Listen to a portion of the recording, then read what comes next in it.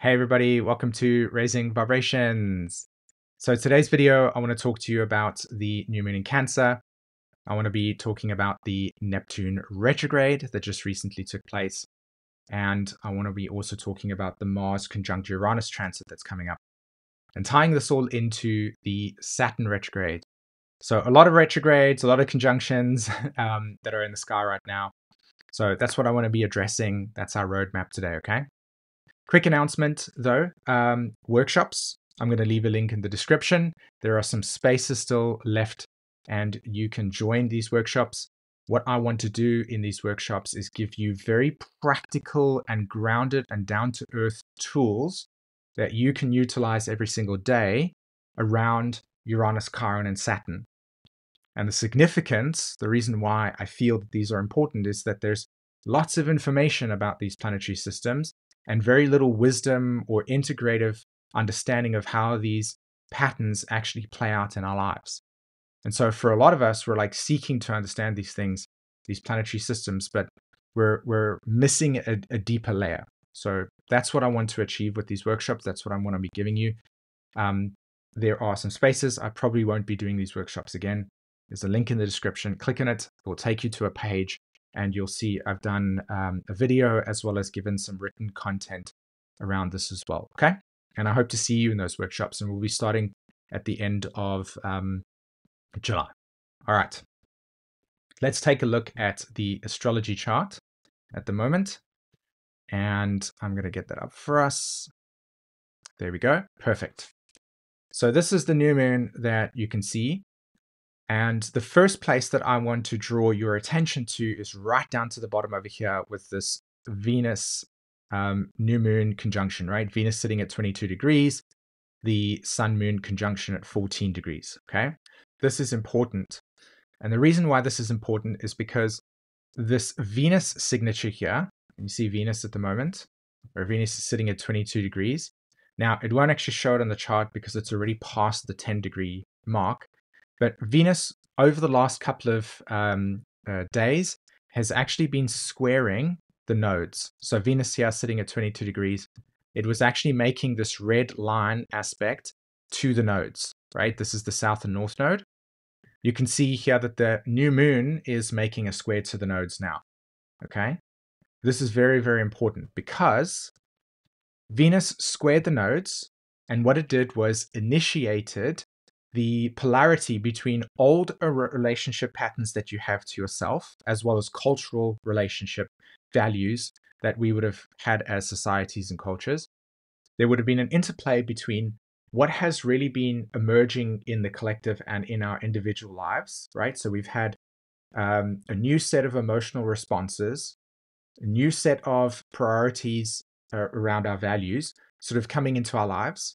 And the way we probably would have experienced this is we would have been sort of come to a feeling of saturation or frustration or a feeling of disappointment or limitation towards certain emotional patterns that we have within our lives. This can be towards your work. This can be towards a relationship. This can be towards certain habits that you have. It can be towards certain feelings you have towards things that have just run their course. Okay? The pattern right now in the chart and in the sky is it's a process of coming to accept and then eventually grow beyond certain emotional patterns and responses that we have within our lives towards the things that we have in our lives, okay? So you might have been told growing up that the thing that you need to value is spending all your time at work. And what you've come to begin realizing right now is that that's not actually a priority for you. And it's a belief system or a perspective or a point of view or an emotional response that you adopted growing up and has driven your life. And now you've come to a deeper understanding about what you actually truly value versus this idea.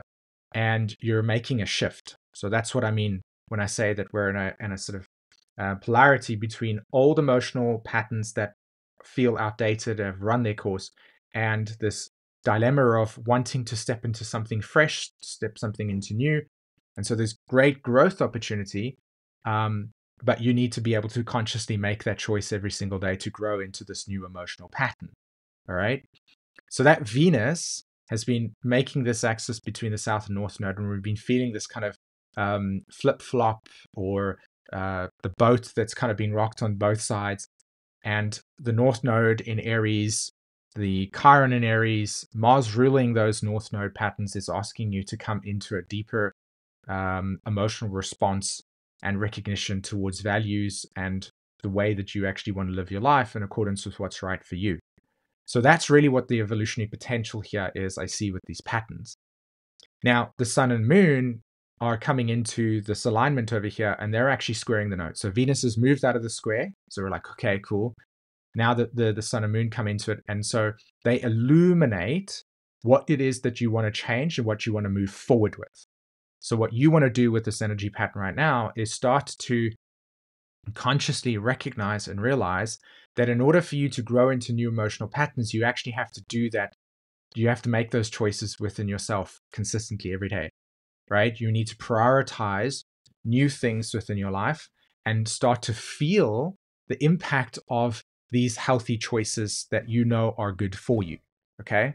So if it's coming into a realization that there are certain destructive patterns that you have within yourself, and you don't want to continue to keep self-sabotaging emotionally, you don't want to keep affecting relationships a certain way, this is the time where you can start to research, you can start to read up, you can start to educate yourself on a new evolutionary pattern that will help you grow beyond those limitations and actually strengthen you and give you the sort of emotional peace that you might be wanting, that these more destructive habits are stopping you from getting, or that you are consistently keep on feeding that cycle. Okay.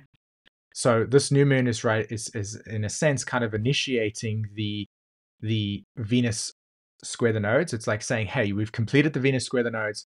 Now it's time for you to take the awareness of this Venus square the nodes and implement it into your life so that you can actually grow beyond and move forward. All right. Does that make sense? So for you, what is that for you? I'd love to know in the comment section as well, by the way. Okay. For me, what it is for me, if I'm here, is that when I was growing up, I spent a lot of time self-isolating as a way to cope with the emotional sort of turbulence that I was experiencing growing up as a kid.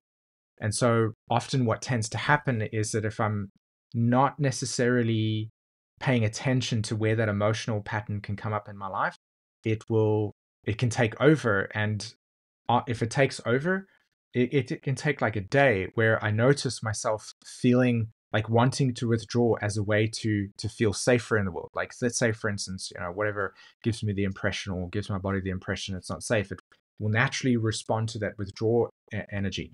And I don't want that. I don't like it. It's not something that is what I desire, but it's a psychological response mechanism. So that's what I'm growing out of, right? I'm excavating that pattern, I'm addressing the reason as to why I might feel that sense of unsafety.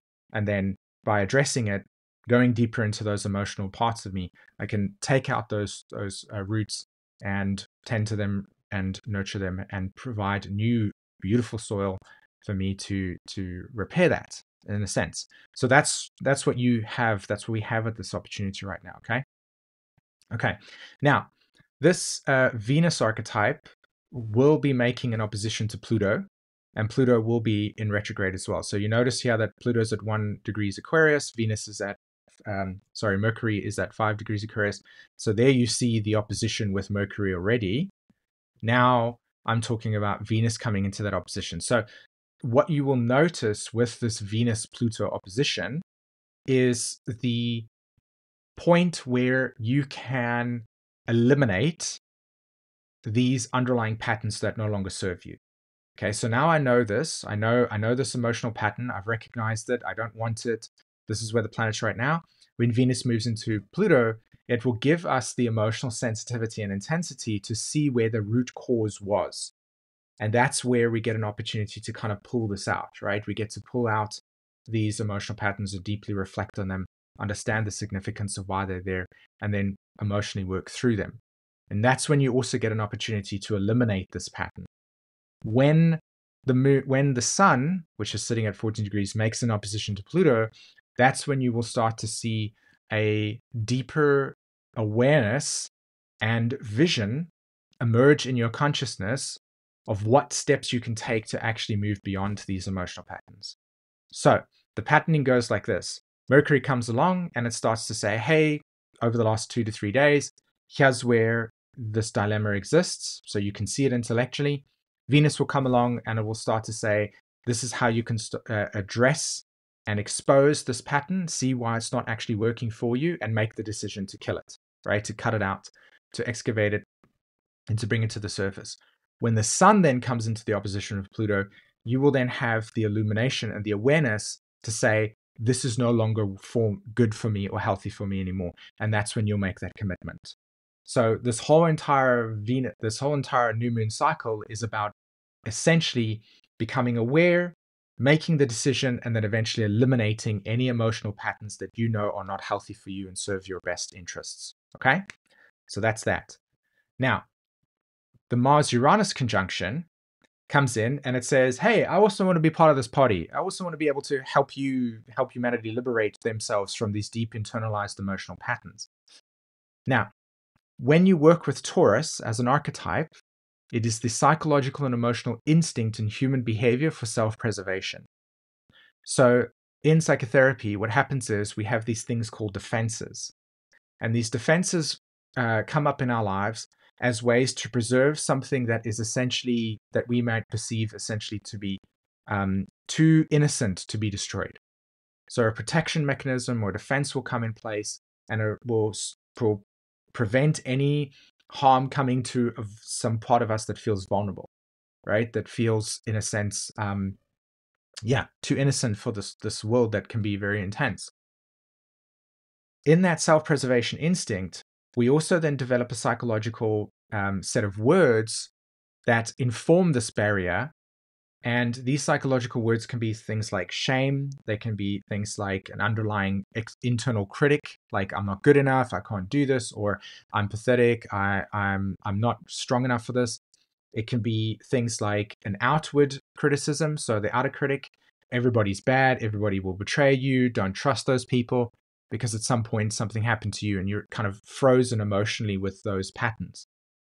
So when Mars is going to conjunct Uranus, it will coincide in a time where we get the opportunity to become aware of those binding contracts, those binding patterns, those binding defenses, and to begin to, in a sense, wander into what it is and explore what those defenses are actually protecting you from.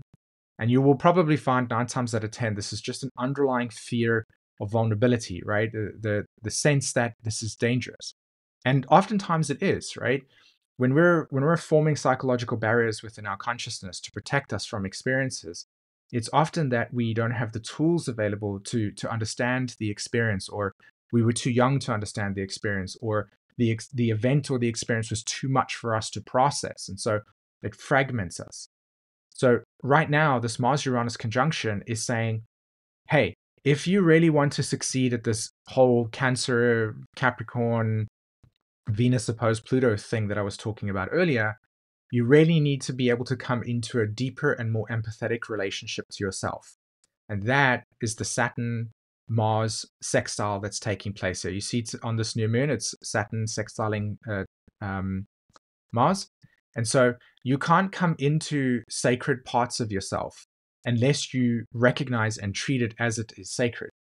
So if you're coming into wanting to heal an emotionally detached or like disintegrated part of yourself, you can't come in it with the same attitude and the same aggression or the same sort of like approach that caused the wound to begin with, right? You need to recognize that this part of you feels deeply unsafe.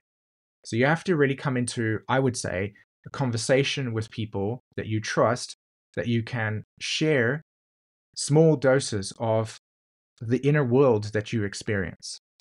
And to really apply a sense of self-acceptance and self-understanding that looks like, I understand that these experiences are a part of me. I understand that I may carry shame around it. What is it about the shame? Why do I carry the shame? What do I feel, or how have I been told that I have no value? And then begin to work on addressing those underlying messages and kind of exposing those underlying messages, and then accepting that part of you that might have been told it was wrong, or it's not lovable, or any of that, right? Any messages that are negative or that force a negative compounding effect on you, you want to address them and allow them to actually say, hey, thank you for protecting me for a long period of time. This was something that I needed, but now I'm ready to open up the hatch and allow this part of me to flourish again.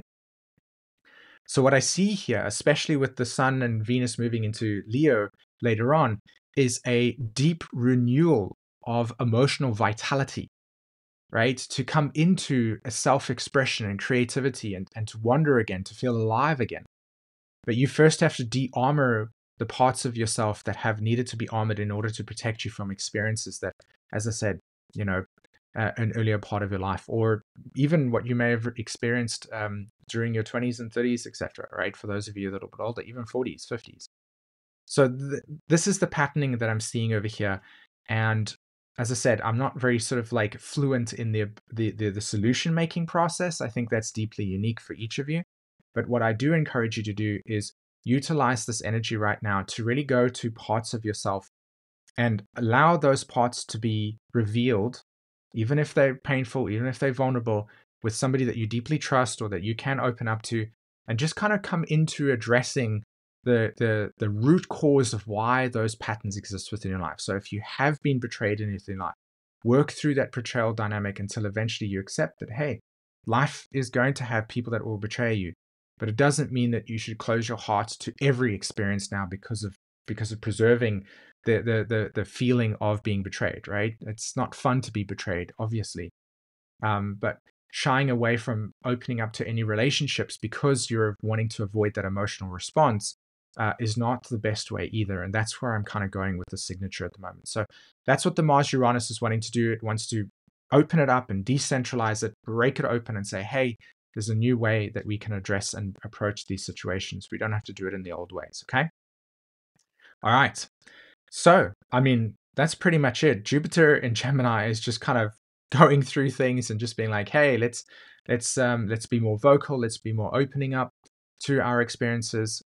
Again, Jupiter very much is about helping us see the unseen in our reality. So it's asking the deeper questions, allowing us to wander beyond just the superficial. Oftentimes, Gemini has been associated with superficiality, and yet the irony of it is that it's the pattern of energy that actually allows us to ask deeper questions so that we can explore and go beyond what is on the surface. So this is a great time to open up and really allow for transparency with those that you truly trust to work through deeper emotional patterns that hold you back or keep you in self-sabotage, okay? Awesome. My friends, that is the video for today. Don't forget the workshops. This is how I'm going to be helping you work through your material. Check the link in the description. One thing that just popped into my head right now that I didn't address, that I didn't talk about, that I did say, that's a Jupiter in Gemini moment, is the significance of Neptune retrograde. Okay.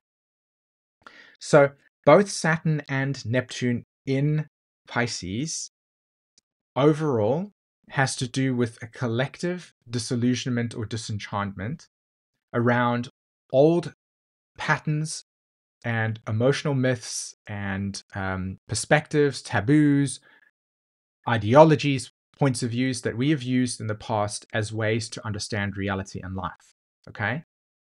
This Neptune-Saturn transit is a sort of an apocalypse, right? Or a revelation where whatever it is that we have been doing for a very long time as human beings, we have established certain ways or modes of being.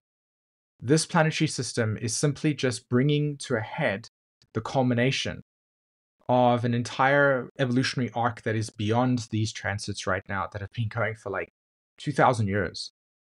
And what is emerging within our consciousness is the essential reshaping of and exposing of the way that humanity has operated globally, through our governments, through our institutions, what we've considered to be important within our lives. We're going through a deep revolution. And this revolution has not started now. It's been going on for a long period of time. This Saturn-Neptune transit has just kind of brought us to the culmination point. So you will see a lot more disillusionment take place. And then as a psychological response to disillusionment, the need to reinforce the illusion as a way to cope with seeing reality as it is versus the ideals that we might have projected into our lives. So there are many beautiful positive things that are coming from this process, right? We're reshaping the way that we act as human beings. We're reshaping the way that we understand individuality. We're also reshaping the way that we've actually been convinced within political discourse about certain perspectives and ideals that are no longer true and that now we have to acknowledge. And this is, of course, internally for us as well. Like these two transits are speaking deeply to a deep acceptance of emotional patterns that we've had within our lives that no longer are supporting us moving forward. And that's how those larger arcs of Saturn and Neptune are speaking deeply to this current Venus new moon energy in Cancer. Okay. All right, peeps. Thanks very much for listening. Have an amazing day, and I'll catch you in another video. Bye-bye.